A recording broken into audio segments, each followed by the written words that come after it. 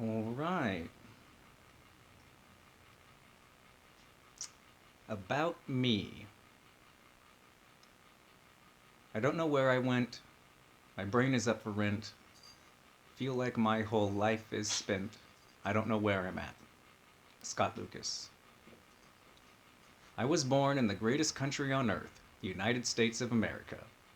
I was born in a town that ranks as one of the greatest in America, San Luis Obispo, California. Maybe it's a city. I'm not even exactly sure the population. Somewhere between 40 and 80,000, I think. Not too big, not too small. We've got a university, a community college, a prison, a super cool Art Deco single screen movie theater I'll tell you more about later. We've got a drive in theater. We don't have any drive throughs, though. We've got a lake and a creek and some animals. There's local businesses and there's big businesses. There's a world famous alley here called Bubblegum Alley. You can guess why it's called that. Locals have referred to it as Hep C Alley. Sherry Manson from the band Garbage stuck some gum there back in the late 90s. Pretty awesome. A few years ago, not sure how many, Bubblegum Alley caught fire.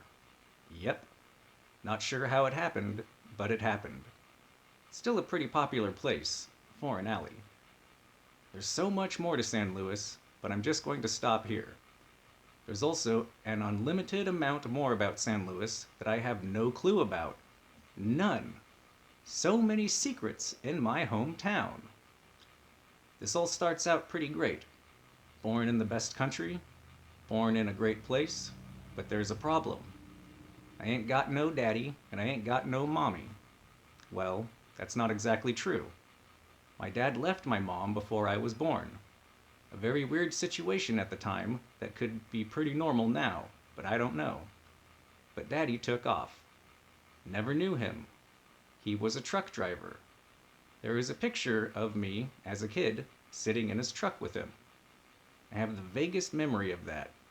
It's more a feeling than a memory. Being uncomfortable. I probably thought it was weird seeing my dad. My mom, though, she was pretty great. I totally remember calling her mommy, and I super loved her. But there was a problem there, too. She was crazy, or went crazy. Before I was born, she passed out while driving and hit a eucalyptus tree. She was scalped in the accident and suffered a head injury. I also heard she suffered from postpartum depression. What I know for sure is after I was in a bathtub filled too high with water, I was taken by child services or something, and I was put into the custody of my grandparents. This was some time before preschool. Mom never got any better. She lived alone for a while, and there was visitation. I liked seeing my mom, but it got weird for sure, and I don't really remember that. And eventually, she was sent to a mental health hospital, and she got worse. She stopped speaking. She'd rock and shake and couldn't be still. It got really troubling for little old me, and I eventually stopped wanting to see my mom. Yep, I didn't want to see my mother because it made me feel weird and bad. That's incredibly sad, for many reasons.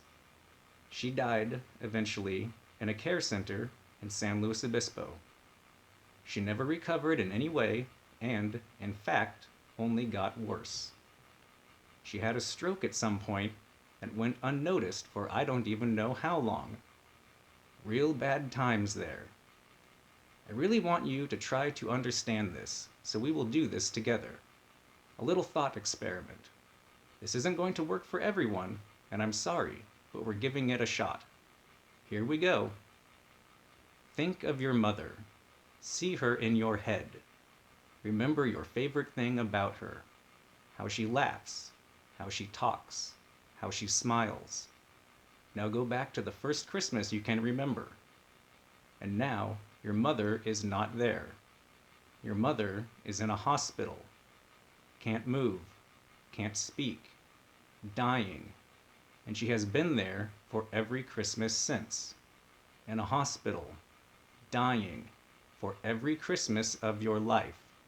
She could not be there for you, no matter how much you wanted both, no matter how much you both wanted and needed it. There we go. That's pretty depressing. If you have successfully imagined that, congratulations. You are able to understand and relate to me.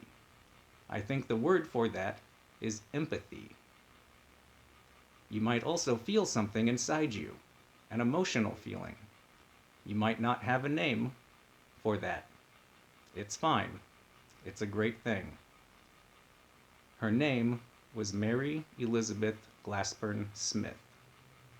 She was my mom, mommy, and mother.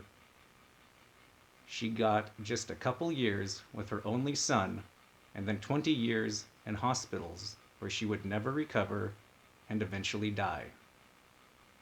I love her, and I wish it was all different.